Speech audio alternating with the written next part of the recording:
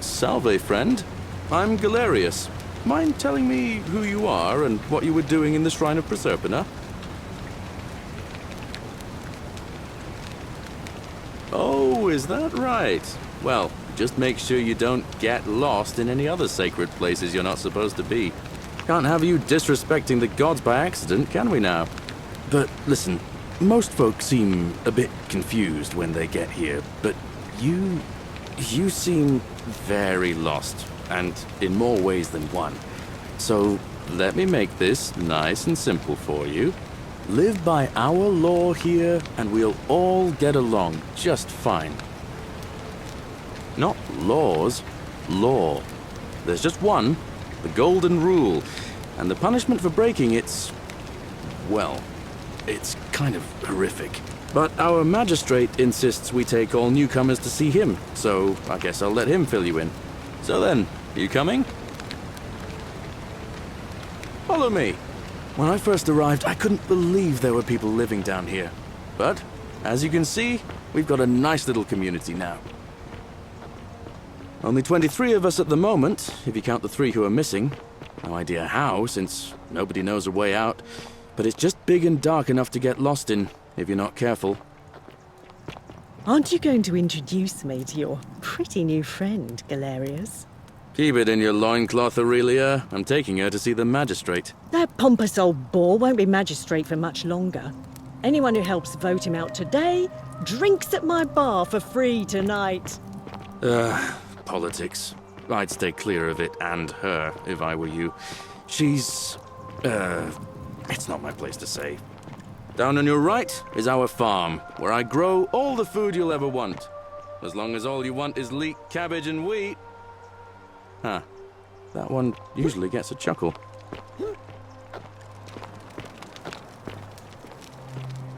The bloodless shadows wander without flesh or bone. Don't mind Livia. She means well. She's just been in a bad place since... Well, you know, I don't know what happened to her. Up here on your right is the chasm. If you've got a weapon, it belongs way down at the bottom. Up on your left is the forum, where you can visit the market or get yourself patched up in Lucretia's clinic in the Shrine of Apollo. Most of us have almost nothing, just what we had on us when we arrived, and what we've been able to make and scrounge up since. And this central plateau is where the magistrate and the other patricians live, so don't expect a warm welcome. Galerius, you're meant to be working the farm, not trudging dirt into the villas. Take it easy, Horatius. I was just taking our new friend here to see the magistrate. Well, he's asked me to escort the newcomer personally. The farm. Go. Now. You'd better go with him. But just remember, they're not like you and me. Don't let them use you. What was that? What did you just say? I said it'll take some getting used to. Yeah, I'm watching you, farm boy. Greetings, citizen. My name's Horatius. Magistrate Sentius asked me to escort you to him personally. Follow me, please. Follow me. The only thing you really need to understand right now is the golden rule. Let me see if I can explain it this way. When I was serving in the Legion, if there was a mutiny brewing in one cohort, the legate in charge wouldn't waste time finding the bad apples among hundreds. They just divided us into groups of 10, made us draw straws, and whoever drew the short straw had to be executed by the other 9. Didn't matter whether he'd done anything wrong. One of us in 10 would die for the crimes of the collective. We call it decimation. If that seems like rough justice to you, you're in for a rude shock. Because the golden rule is exactly 10 times worse. The magistrate can explain the rest. He's up these stairs.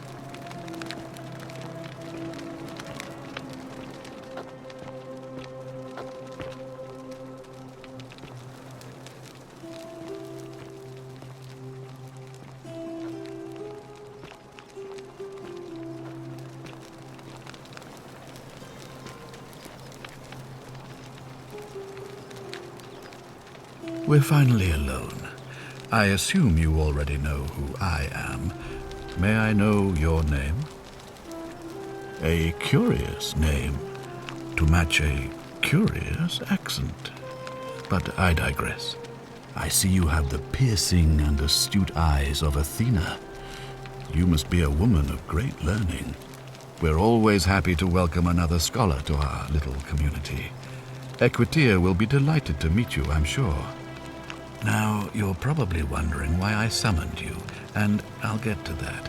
But first, take a look at this wondrous place, would you? A secret city built deep in the mountains many hundreds of years ago. Indeed. More importantly, consider the miraculous community we've built here over the last 7 months. 22 complete strangers brought together by the fates, living and working together in our own little paradise. And in all that time, not a single sin has been committed. No fights, no theft, nothing. Have you ever witnessed something so extraordinary as a city without sin? Nor could I until I came here. But the reason for this miracle is as simple as it is terrifying. If even one person commits a sin here, every last one of us will die. You see, the builders of this place, whoever they were, left inscriptions warning, "The many shall suffer for the sins of the one." From what we can gather, breaking the law here will anger the gods and provoke a terrible punishment, like the curses of Medusa and Midas combined, turning us all to gold. We've come to call it the Golden Rule. It's extraordinary that we've survived as long as we have, and each day I grow more and more afraid that our time in the sun is almost up. And now it seems that day is finally here. All that matters is that somebody in this city is about to break the Golden Rule. Why else would Proserpina send you now? Unless you and I can stop them, our doom is assured. I know that's a lot to take in, and you look like you have questions. Please, ask away.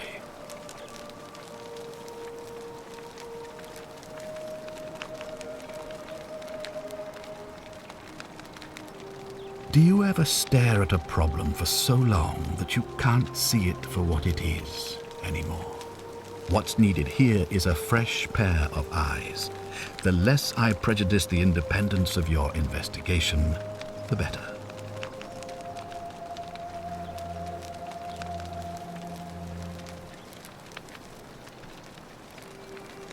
You see, in my search for a way to save my people, I learned of an ancient ritual to Proserpina, the goddess of the cycle of life and renewal. It's said to open a doorway in time so that if the unthinkable happens, one person can pass through it and travel back to the past. And when I saw you arrive in a flash of light from the goddess's shrine, I knew that person was you. You don't belong in our time, do you?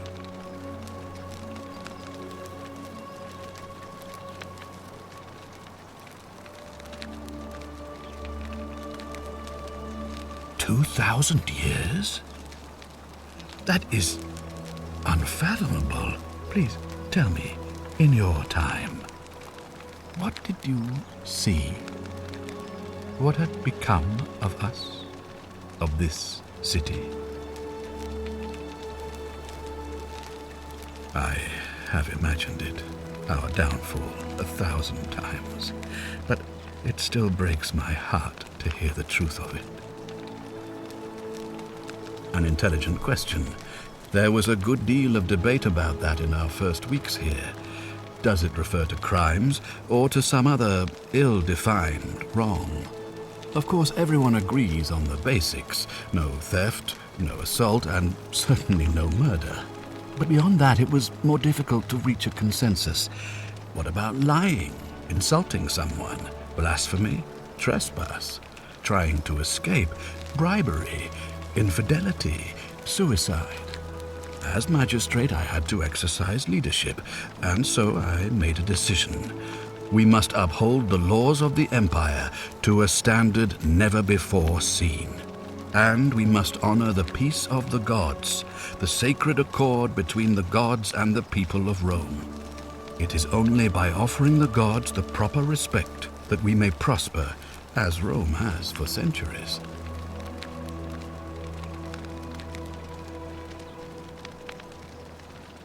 Barbaric? Barbaric? What are you talking about? The Empire is the most civilizing force in the known world. Rome is a beacon of light in the darkness. For 800 years she has borne great statesmen, philosophers, poets, artists, and engineers.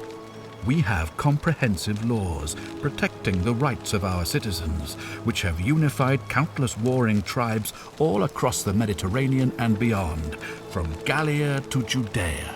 All our citizens are treated the same, regardless of the color of their skin or their sexual preference. Can you say the same? When our people are starving, they are given food rations, and when they are wronged, they have the right to bring the guilty party before the magistrate.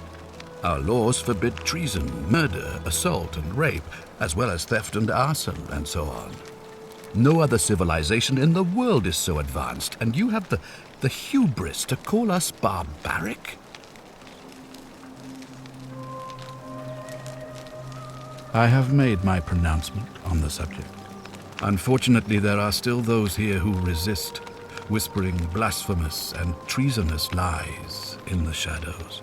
I would be keeping a close eye on them if I were you. Ah, good. So, are you with me? Can I count on you to figure out who's about to break the golden rule? Wonderful. Now, I need you to investigate the city, talk to everyone, help them if it will win their trust. I authorize you to enter private homes and inspect possessions and documents, unless, of course, you're asked to leave. Figure out who the culprit is, and as soon as you have a name, come back and tell me immediately.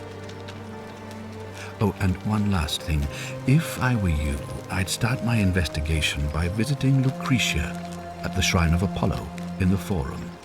I heard wailing from there not long ago. Seems like something's not right.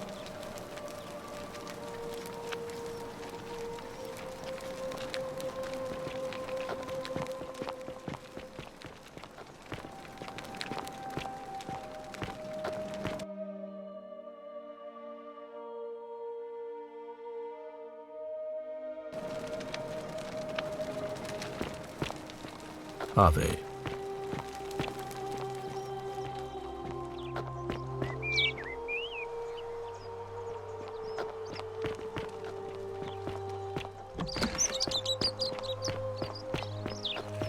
On your best behavior, I trust? Hey, Horatius. How's it feel knowing your man's doomed to these elections?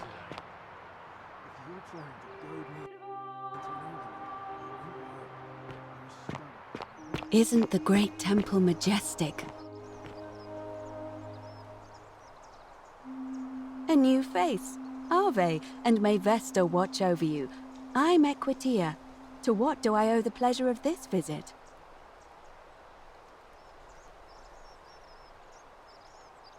I'm quite sure it's the work of the gods, which is strange because they've never been particularly concerned with our misdeeds, as long as we've kept the peace of the gods.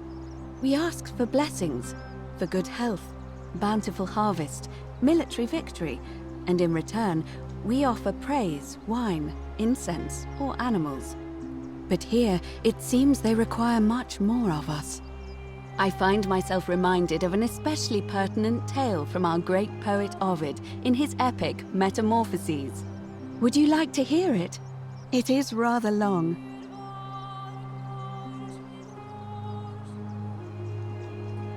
Wonderful. It goes like this. Baucis and Philemon were an old married couple living a humble life in a small town. One night, the town gets a visit from a couple of vagrants. They go from door to door, asking for a place to stay the night. Of course, being vagrants, they're turned away sharply from house after house, 1,000 in all, until finally they come to the little cottage where Baucis and Philemon lived. Now the kind old couple had very little to offer, but nevertheless, they invite these strangers into their house and offer them food, wine, and a place to stay. Immediately the guests make themselves at home. They begin gulping down the old couple's wine, so much so that Baucis, the old lady, begins to worry they're going to run out. And then she notices something strange. Her wine pitcher keeps refilling itself, as if by magic. Realizing only a select few possess such powers, says to her husband, Philemon, "I think these men are gods in disguise."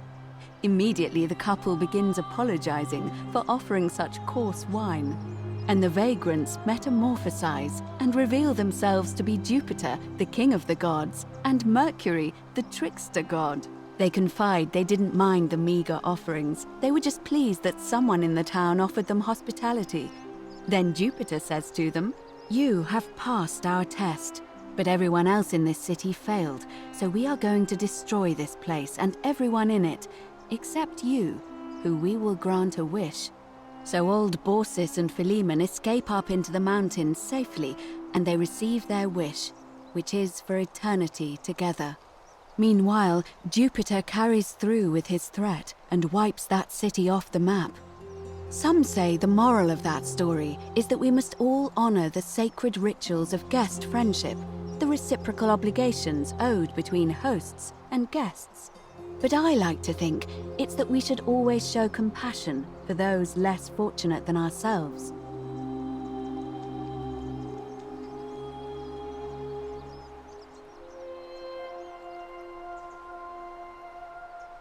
A cynic philosopher might take that view, but it's not entirely invalid, I suppose.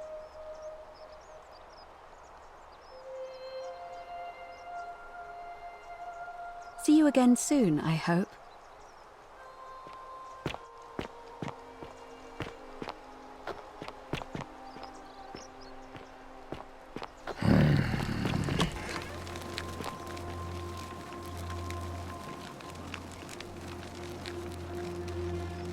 Give me a moment. Sorry I'm such a mess. I just lost a patient and a dear friend. Julia. She was a good woman. No, now it's fine. I can't afford to wallow here. And I need the distraction. What's on your mind? A city without sin might sound good on paper, but whoever dreamt it up didn't think it through. Maybe it was an attempt to create some kind of utopia. But snakes like Decius will always find loopholes to exploit. And what can we do about it? Absolutely nothing. In some ways, we are worse off because we can't take the law into our own hands. Sure. What do you want to know? Do you really want to know? I mean, if somebody poisoned her, then surely they would have broken the golden rule, and so maybe it's best we don't discuss it.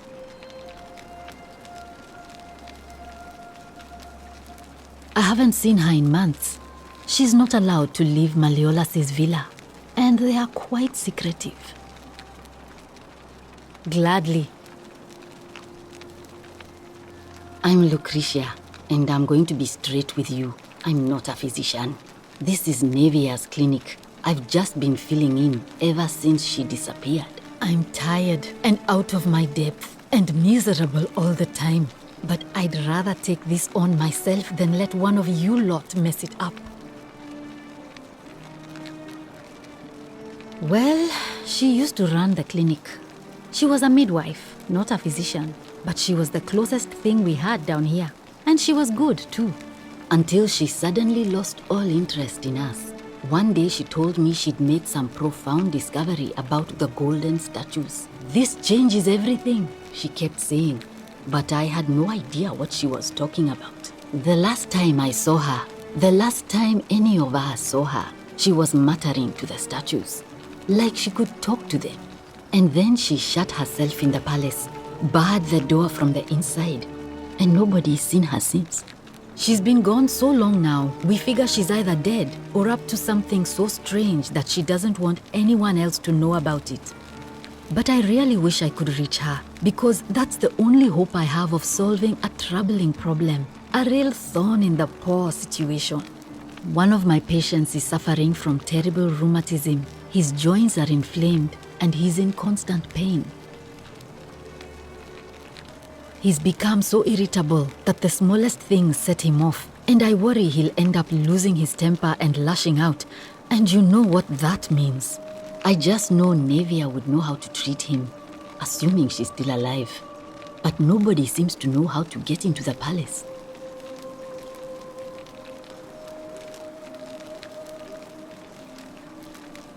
Really? That would be wonderful. Thank you. Let me know how you go.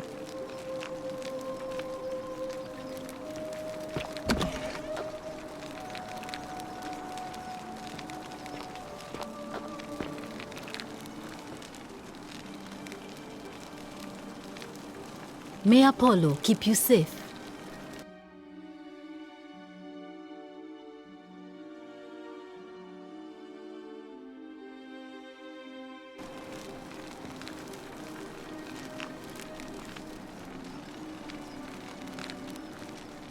Feeling all right? She was poisoned. She came in here frothing at the mouth. Normally, I'd treat her with resin of silphium, a rare plant which is perfect for this sort of thing. And I knew Decius had some at his market stall, right around the corner. So I ran over there, but he just looks at me with this evil smile and says, "That'll be 1,000 denarii." There was no way I could afford that, and he knew it. Then that toad shrugs and says, "Supply and demand. I guess you don't value your friend's life that highly."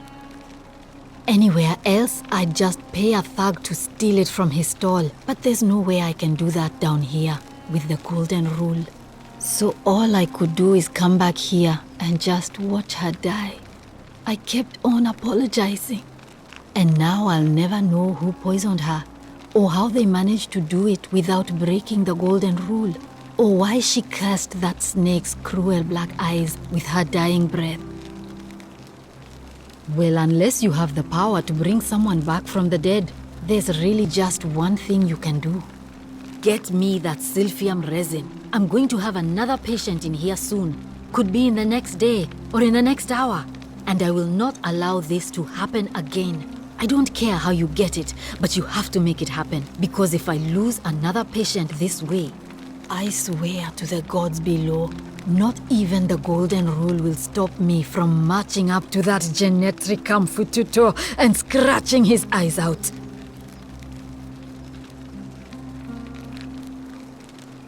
Then you'd better get me that silphium quickly, hadn't you?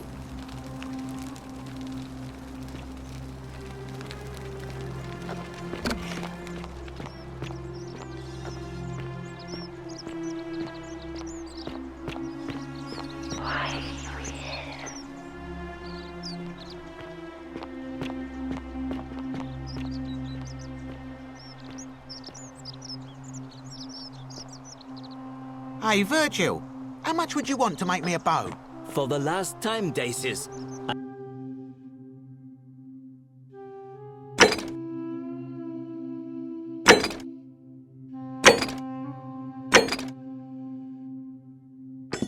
I'm not making you a bow. But why? You know why. But how am I going to defend myself against someone else with a weapon? There are no other weapons in the city. We all went along with the magistrate's weapons ban, so it wouldn't be an issue. That's why I've got to get in first before someone else beats me to it.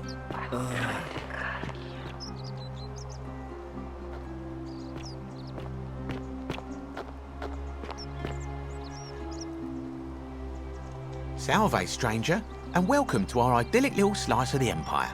I'm Dacius. Terrible shame what happened to Yulia, but we just have to carry on, don't we? Certainly. All I ask is a reasonable price of 1,000 denarii.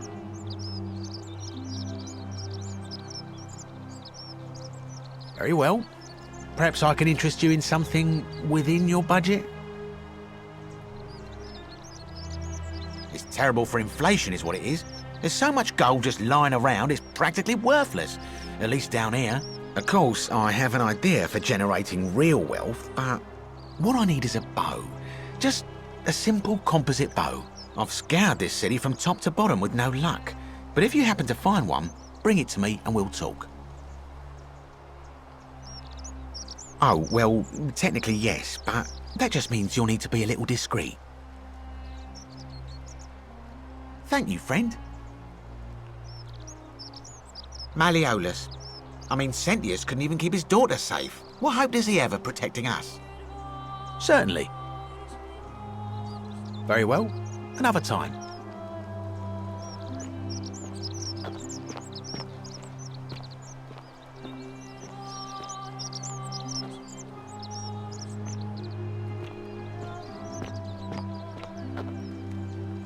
Help! You have to do something! A man arrived in the baths. A real nasty sort, with his face all covered up. And he's got a weapon. You have to do something, or he's going to break the golden rule.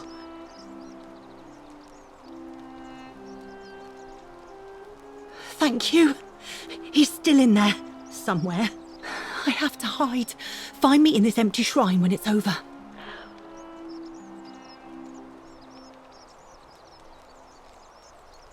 What? We don't have time for this. I have to go. Ugh.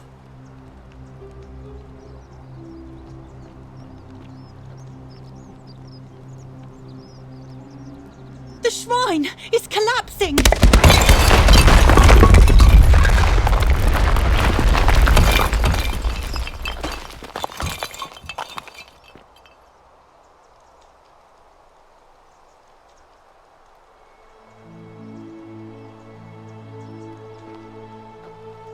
Fabia, no! Oh God, she's dead! Did anyone see that? The whole train just collapsed on her! Oh, Fabia, I need to get home.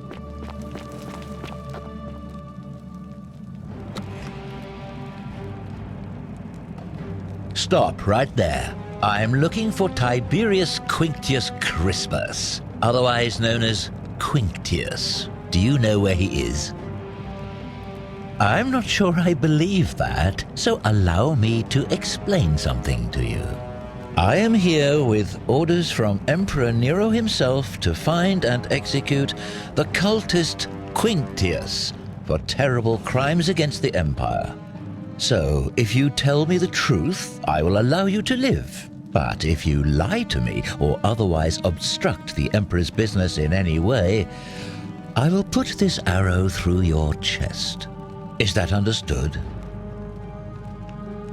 You are not off to a good start. When I ask you a question, I expect an answer. Is that understood? Thank you. Now tell me, who are you people, and what is this place?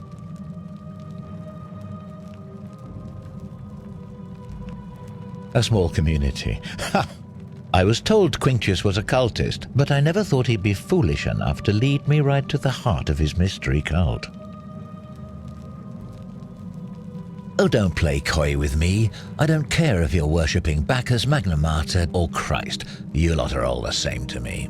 Always sneaking off to your secret sanctuaries, indoctrinating each other with your little mantras. The Emperor may have tolerated your activities up until now, but after what Quinctius did, those days are numbered.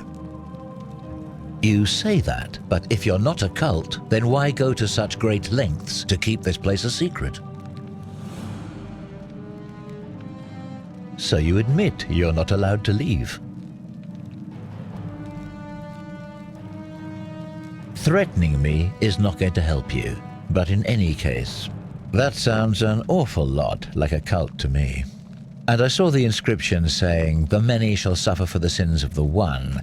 I take it this is some kind of mantra you all believe? A distinction without a difference. You've clearly been indoctrinated into this nonsense. Now tell me, where did you lot get enough gold to make all these statues? You lot are practicing human sacrifice too. You people disgust me. Of course you'd say that, but that's what your kind do, isn't it? Our God told us to do it. It's all clear to me now. The secret sanctuary, the indoctrination, the mantra, the human sacrifice. You're cultists. There's no doubt in my mind. What baffles me is how a person can believe in something with such zeal.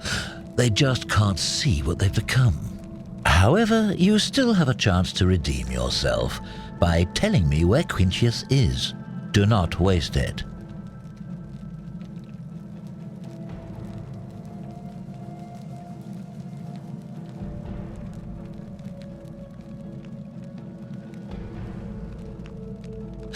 Gold? I don't care about gold. You don't seem to understand the situation, so let me make it abundantly clear. The only thing I care about is carrying out my duty to execute the cultist Quinctius. I have spent many exhausting months tracking this arsonist through cities and villages, roads and forests, bribing stubborn travelers and peasants for leads. At times, I was so bone-tired I could have sworn I'd approached the brink of death. But still, day and night, I pressed on for the glory of the Emperor. So, you see, I know he's here. Turning back is not an option, and right now, the only thing standing between me and my triumphant return to Rome is you. So, for the last time, are you going to tell me where he is, or do I have to put an arrow in you and ask the next person I meet? Then you're of no use to me. Do you have any last words?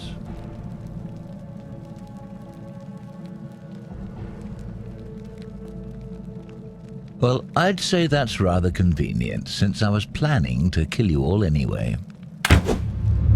The many shall suffer for the sins of the one.